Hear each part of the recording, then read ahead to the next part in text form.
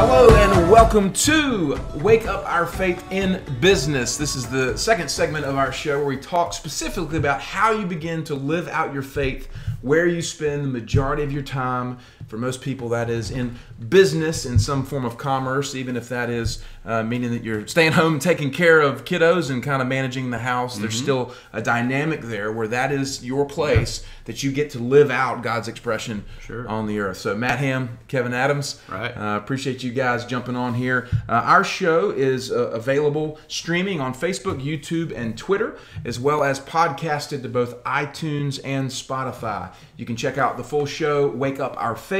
The second segment, Faith in Business, is also available as well. Encourage you guys to subscribe and check it out. Our corporate partners make this show possible. One of those being Melissa the Coach. Melissa is a speaker and personal finance coach who helps people live the life that they were created to live by managing money the way God intended. We love Melissa. You can connect with her via email at melissathecoach@gmail.com or pretty much anywhere on the web at Melissa the Coach. Also want to thank Chris Hutchins and his team at Guaranteed Rate Mortgage. Chris has more than 20 years in the mortgage business here in Wilmington, a growing team. If you're buying a home or refinancing, do make sure you reach out to Chris Hutchins and his team at Guaranteed Rate Mortgage. 910-344-0304 is their number there.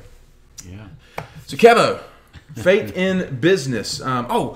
I want to make an announcement real quick. We're actually having our first, it's not our first, but this year it's our first, Faith in Business kind of gathering, leadership series. Yeah. So pumped about that. Yeah, well, if we've got, there's a lot to this. And, this whole idea of creating a network, it's not your typical thing. It's actually taking a lot of the teaching and ideas is for encouragement, it's for community, but it's also directed at and toward tangible ways to help people and remove obstacles from their life so they can live out their dream and honor God. So there's a big buffet. Yes.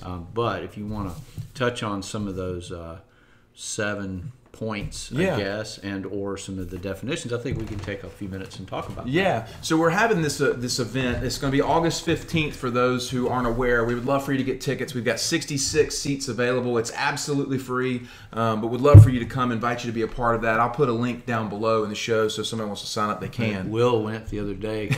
No, a good friend of ours. He's like, "Where are you at?" And I was like, "Wrong day, bro." Great, tender-hearted young man, but he didn't see it was. Yeah. I'm just teasing you, Will, if you're listening. August 15th, and we're going to do it every month and through the end of the year, and just see how God shows up. But I think we've almost halfway sold out or filled up with the seats, and people are excited about it. Mm-hmm. But you mentioned those 7 points. So the other night, I woke up. As God often does, He'll wake me up with stuff. He woke me up, and it just had this 7 pillars kind of standing around this, faith in business construct. Mm-hmm. And it was really like what we stand for as an organization and as this movement. Sure. And the primary one was faith, which, that's, without faith, it's impossible to please God. But anyway, go ahead with that idea. None of this is new. I think this is a way that you've been able to, God's given you a way to kind of put it all in a little package to be able to speak it in a moment. So, just if you want to name them or whatever you want to do, it was faith, people, business, community, excellence, innovation, and kingdom. Yeah, that's good. And it was just these 7 things that I've just experienced through our dynamic of growing this. And it was a way, like you said, to be able to go, hey, this is a way to explain this so that people can understand conceptually. We're already doing all this. Right. And we're not new. Right, where we're going. It's a better way to explain it that God gave you. And I think it's great. It's very powerful. But there's a lot of meat underneath each one of those things. Sure. So anything that I think we were talking in the first hour today about putting faith in context, and we kind of stand on the grounds that faith is involved and intricate in every aspect of our lives. So to try to separate it from our business is literally kingdom suicide, if you will. Sure. You're removing the power of God from an area of your life that the world might see as wise or, Right. but it's just dumb. So you can't do it. Sorry, but you can't. So I think faith is a great place to start there with that first marker. Yeah. Okay. Well, last segment, which was our focus was, on the other side, wake up our faith. And this is, we're just carrying the same idea into the business context, faith in context. So the idea is you don't want to put faith in a box. You do want to put it in context. And it's not a pie chart. It's about it's not about balance. It's about, there's no moderation when it comes to your faith. Now, a lot of people, if you say that, what they'll say is, well, I can't preach at the office, can't put a Bible on my desk. We're not talking about that. So we're talking about being excellent. We're talking about innovation. We're talking about changing lives through who you are, because God pours himself into that. Not only did he create who you are, but the best way to honor him is to live that out. And so that, in the context of business, is a great way to preach, air quotes, without preaching. Yeah, and I think that the heart is to really come alongside someone who has a genuine desire to bring their faith into what they do. Right. But there's so much kind of cultural misconception about what that's supposed to look like. And therefore they box it in, and they feel like it's got to look like this. Yeah. And the biggest picture for me is it's simply about becoming the excellent version of you that God made. That's right. And that is, what a great witness. Yeah, and you don't have to strive for the accolades of it. If you're just you, those things will happen. And this is a big lesson to learn: is lay it down, and the flower grows. Flower will just be, you got people trying to be a rhododendron, or they're a rhododendron and they're trying to be a sunflower. And, so part of what we do is to help people understand, well, you're a rhododendron. You don't need to be a sunflower. But there's so much gunk and layers upon that culture and television and media people, parents, have put on people. So we live in a world where they strive and compete and compare, and it's just, none of that is Jesus. So we have to remove all that. We call it removing strongholds and helping people navigate through them. But then they're free. And we've got some people who they're healed from that, but they struggle to dream a little bit, to step in. So it's a process, but some of the biggest problem is this idea of comparing and competing, and all that. And then you're trying to grab something that you don't even need, because it's trying to fill a hole. If you're in a hole, wait for rain and you'll float. It floats you up. Yeah. You don't have to dig your way out of a hole. Yeah. I don't know that you can. You go to China, I used to say that. Right. But putting things in context is important. And we used the last segment, or the other show, we talk about David is a great example. David prophesied his future by reminding himself of his past. God delivered me from the bear and the paw of the lion, etc. He'll deliver me from this Philistine. Same idea here, but it's about seeing your life and your business context and your business, whether you're an employee or a manager or owner, as a movie. You can't take it as a snapshot. One over. And it's real easy for people to get ticked off in the moment because of some pain or circumstance, instead of looking at it as a whole picture. Yeah. You need to look back at the beginning. If you're in the middle, also remember that there's a future. Yeah. Well, we'll talk about this in your own perspective, Kevin. So you've done a lot of different things, kind of in your life and career. You're further down that path than I am. And how have early moments in your career prepared you for kind of what you're living out now with our organization, with YouPrint and with the Life Center? Yeah. Well, I used to wonder, why in the heck am I going through this, and why, and a lot of it's self-inflicted silly things in my life, but I've been through so many different things. I've had so many different jobs, careers, a lot of successes, and but we've faced a lot of things, including being homeless, literally more than once. We never got there, but we had to face it. We had to really face it. Not the potential's there, a few months from now. We had to face it. Our child, youngest, maybe not making it from birth. So a lot of things. Those are just two things, but there's so much. I don't want to take all the time with that, but I think what I've learned is, even down to this neck pain the other day, and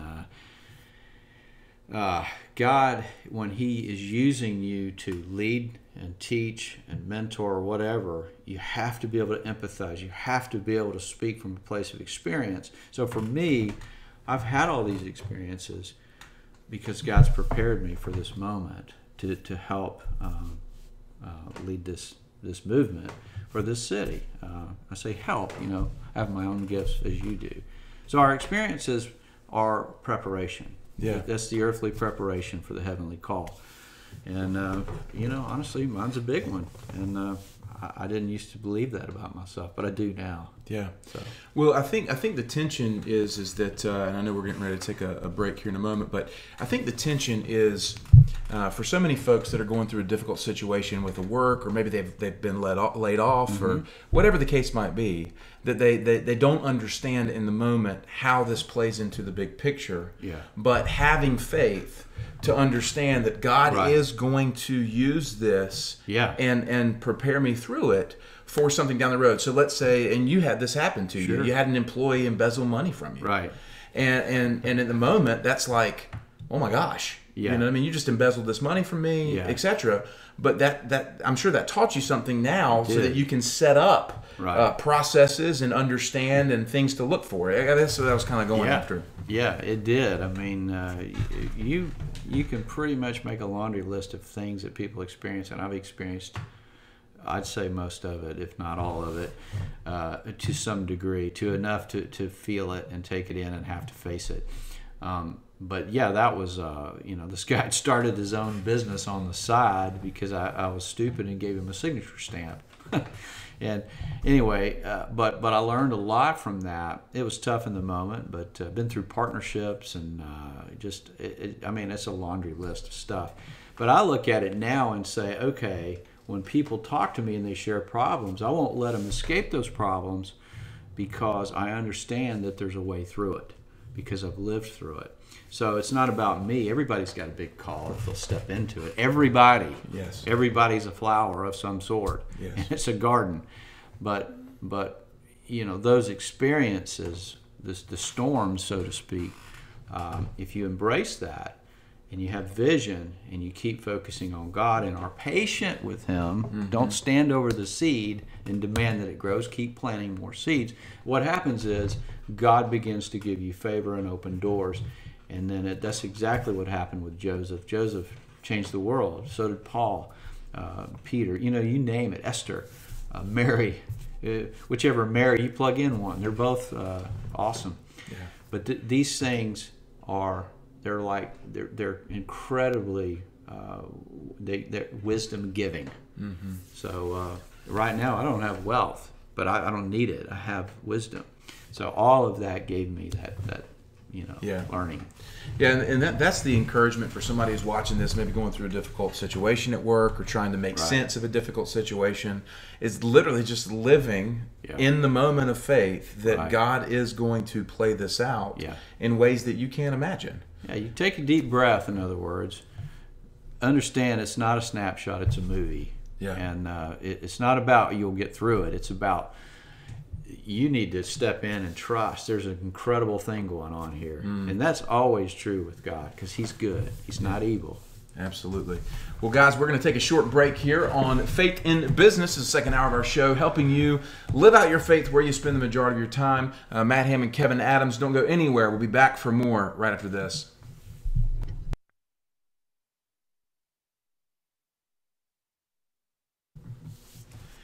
Hello and welcome back to Faith in Business. This is the second segment of our show, Wake Up Our Faith, that helps you navigate how to live out faith, where you spend the majority of your time, and that is, for most people, in business. We're here to eradicate the idea that faith and business are separate entities. Faith is one entity that you live out wherever you are, including in your business. But it ain't about preaching from your desk. It's more about becoming the most excellent version of you and being a conduit to invite others into experience the love and just the innovation and goodness of God right where they are.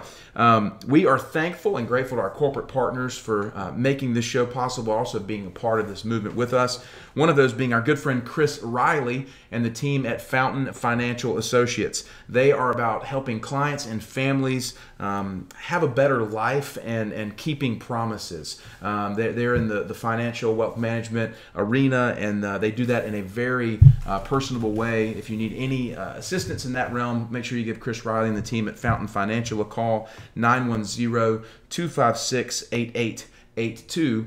Also, Freeman Landscaping, who is Southeastern North Carolina's largest landscaping and irrigation firm, family owned and operated since the early 80s. And those folks are fantastic. Yeah. They did a video the other day just highlighting the work that they do and of the family environment, a lot of the folks that work for them, just talking about. So check it out online, Freeman Landscaping for sure, or give them a call if you have any needs, 910-796-1166. So Kev, today's show in the new series or the new season format here, we're stepping into the tension that exists in culture to put faith in a box, especially at work.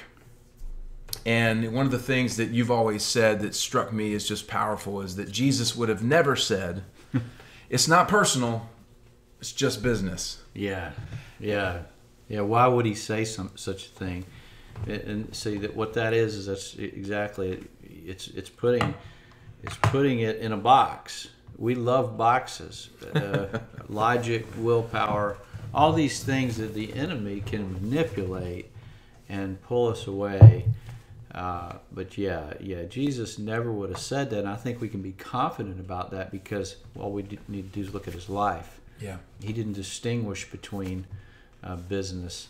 In fact, he just said, "Follow me." And what about this? Just follow me.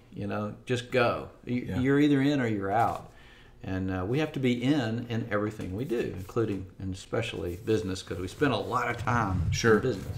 There's something that I've been wrestling with lately, and just make sense of this as I go off on this trail. Yeah, sure. And it has to do with there's a movement lately in the church, in the institutional church, to call it a multi-ethnic church. Like there are churches that are, making it intentionality about being a multi-ethnic church.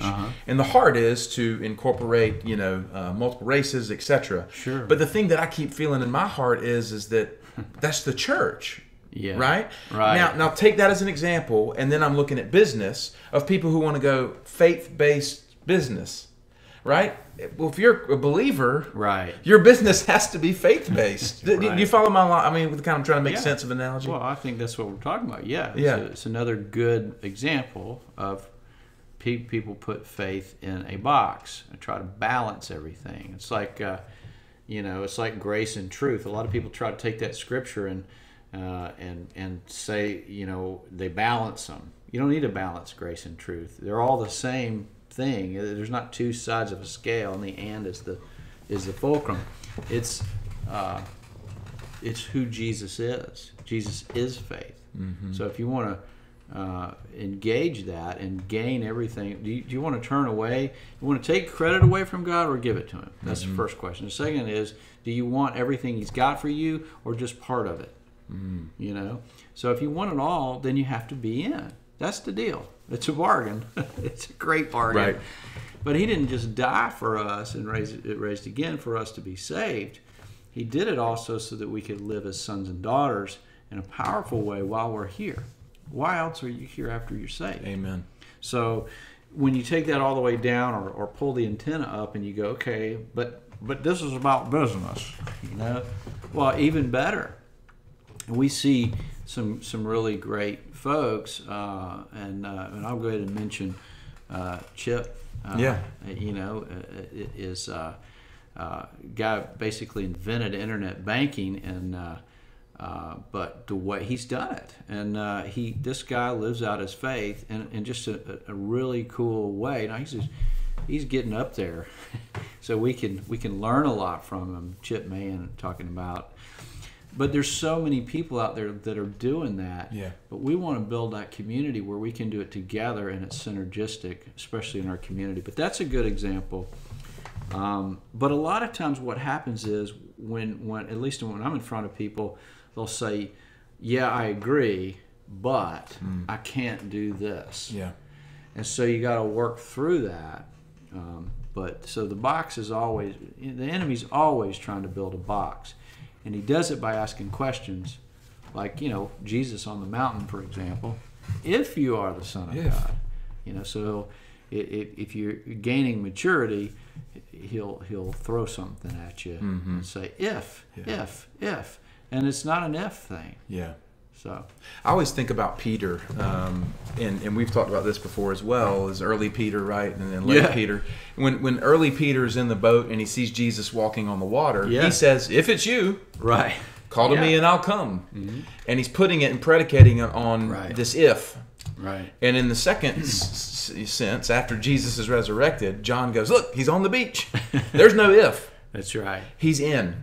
Yeah. He's in. Right. And I love that heart and literally pray to cultivate that heart. It's like, God, remove the if and but from my heart. Yeah. Remove it and help me understand where I'm still applying if and but, into every aspect of my life, with my kids, with my marriage, and in all these different arenas. Right. Well, I think there's a lot to this, but there's a couple things. You always want to be able to get into a mode. So it's not perfect. We're not aiming for perfection. We want to cut the corners off that because that's too hard. It's like saying the better way, a righteous man or person is not one who does everything right. It's one who yields to God. It's one who knows God does everything right and then yields to that. So if you failed, so what? You failed. It's a moment. Move forward. The enemy has a way of getting us to dwell on failure, and what we do is we rob the future. Yeah. And we do that. So we need to not engage the enemy. We don't have to fight him. Jesus said to Peter, when Peter said, "You'll never, this is never going to happen," that was evil. Peter meant it for good, but Jesus said, "Get behind me, Satan." Peter had become weaponized by the enemy. So what we've got to do is completely take our focus off of him, work through fear, and how to overcome that, and we get into the mode. This is the mode of sonship. In the context of business, what you love to do, your vision, what you want to wake up and experience every day, how does commerce work in your life? God will open all that up for you and give you these phenomenal opportunities. You talk about my experience. I've seen it and lived it. And there's nothing like it. I tried for years and got wealthy. Yeah, I call it ghetto wealthy, but better off than a lot of people, and lost it all. And what God's doing now, this will matter. This is real wealth. Yeah. And it begins with God. So He's not in a box. It's first floor. It's foundation. Now we're going to build a skyscraper on that to help everybody, or a tree with lots of fruit. Yeah. Sorry, preaching a little bit there. No, when you start to look at this, Kevin, like for someone who's out there and the question exists in their mind is, can I monetize my gift? Can I monetize the thing that God's given me, like that thing He placed inside of me, the desire of my heart? Yeah. I think there's a big wrestling point for people who want to put that in a box and go, well, that's my gift and that's just over here, but I have to go plow the field, as a way to work, but because that ain't gonna make money, that's just a hobby or whatever. That's the but thing happening. Right. It's logic, willpower.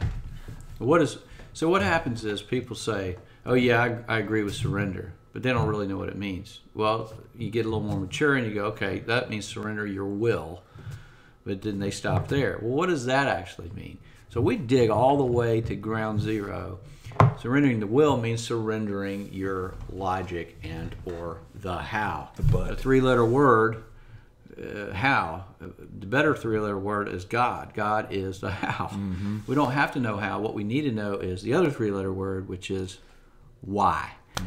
So we train people to help focus on the why. In other words, you go plant seeds in your field, you just keep planting them. The big key here is a lot of people, it's not a lack of faith, it's a lack of patience. So we help people rest and look at patience a different way. It's like a room with a hammock. Just go rest and let God do what he's doing. Watch the movie, eat your popcorn, it's going to happen. People don't believe that until they start to step into it. Right. You'll never see it if you don't experience it and step into it. Yeah. But if you do, God will give you more. Well, it's like they struggle with having the capacity to believe that it's true, so they don't even enter the movie theater. They stand outside and go, that movie's not that good anyway. You got no money for a ticket. Yeah, they convince themselves that somehow it's not possible, it can't be done, and so they continue to live by this effort-based thing that causes stress, that causes worry, anxiety, and all. And then they justify it by going, "Oh, well, that's just kind of the way I am. That's just the way that it is." You know? Yeah, that's right. That is not being teachable. So here's the thought. In order to get into the mode, and it takes a lot of practice, it takes time, it can take years, but it's worth it. I had a guy the other day say, I can't meditate. I just can't do it. He's a great guy, very, very smart young man, but he's kind of like me. He's all over the place as far as his mind, ADD or whatever. But I said, look, when you're hungry, what are you thinking about? Pizza, steak, whatever your thing is, fried chicken, whatever you love, salad. That's meditating. All right, so anybody can do this, but you got to be hungry. So you want to be hungry for God in the same way instead of trying to imitate him and all that. To be hungry for him, and he'll fill it. He'll fill you up. So that's one thing. The other thing is to get into the mode, you've got to remember that if you don't dream, then you will not see. You have to believe and step into that in your heart and your imagination. So you want a practical example. We're sitting at basically a pub table. Was this table an idea first, or was it a physical thing? Well, you and I know that someone somewhere had the idea, and now it's a table. That's with everything. You got the moon thing is being celebrated. Right. There was. That was an idea, and lots of people collectively get credit for it, but ultimately it was an idea first, and even Kennedy said, give me your Kennedy. You got a good Kennedy. If we choose to go to the moon. I love your Kennedy, man. Decade. Yeah. Decade. Yeah. Yeah. I love it. But he said it. It was an idea. And then everything conspired and formed around it. It wasn't easy. People died, but it happened. Yeah. And, there's some idiots or nice people that say it didn't. But that's such a dishonor to all the thousands of people involved in that. Anyway, that's a separate issue. Right. The point is you've got to dream. In order to dream, you've got to get in a mode. You've got to understand that you can meditate instead of saying, I can't. You got to, if you're hungry, think about pizza. That's meditating. So it's not, you don't have to sit down for 2 hours and, om. Yeah. No, man. You focus on hunger. Get hungry for God. Yeah, and that's what I love. Exactly what I was going to say is, if you're hungry for God, then you can set your heart and mind on these things, and that's what Paul calls us to do. Exactly. Set your mind on things above. That means you have to hunger for them. That's right. When you're hungry for them, then you begin to meditate on them. Then He begins to speak. Then it begins to form around the thing He wants to birth in you. That's right. We're not teaching you. We're training you and building a runway, helping you build a runway and developing your hunger and your listening skills. Right. God will do the rest. He'll show up and do the rest. That's right. Yeah, that's fantastic. Yeah. Well, guys, we want to thank you so much for tuning in to the show here today, Faith in Business. It's the second hour of Wake Up Our Faith. Matt Ham and Kevin Adams, again, we're the co-founders of YouPrint. I want to invite you guys, if you're wrestling with any of this, if you're in a moment and you're just looking for some accountability, or you're looking for some guidance, some counsel, some wisdom, mentoring, That's what we do. We would love to extend that to you and start to dive in with you and then see how God might show up. Do connect with us, info@youprint.life. Or on the web at youprint.life. So much for now. We're going to be back next week. Appreciate you guys tuning in. Y'all take care.